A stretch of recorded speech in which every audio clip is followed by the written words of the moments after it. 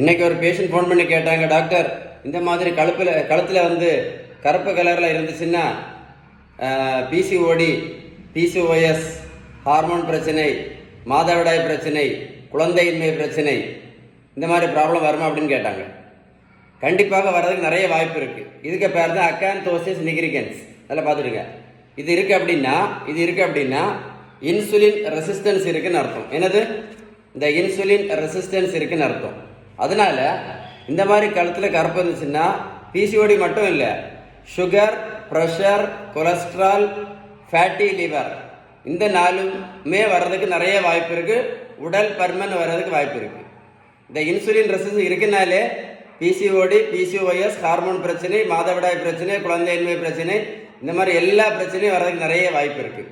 ஆனால் இந்த இன்சுலின் ரெசிஸ்டன்ஸை நம்ம சரி பண்ணிட்டோம் அப்படின்னா மீதில் ஈஸியாக சரியாயிடும்.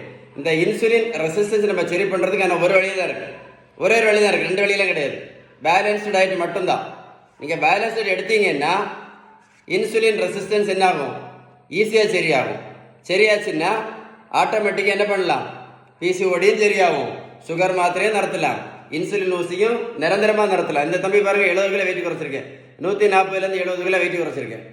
நான் ப்ரோட்டீன் பவுடரும் கொடுக்கல, மாத்திரையும் கொடுக்கல, ஜூஸும் கொடுக்கல, ஊசியும் போடல, ஒன்றும் பண்ணல.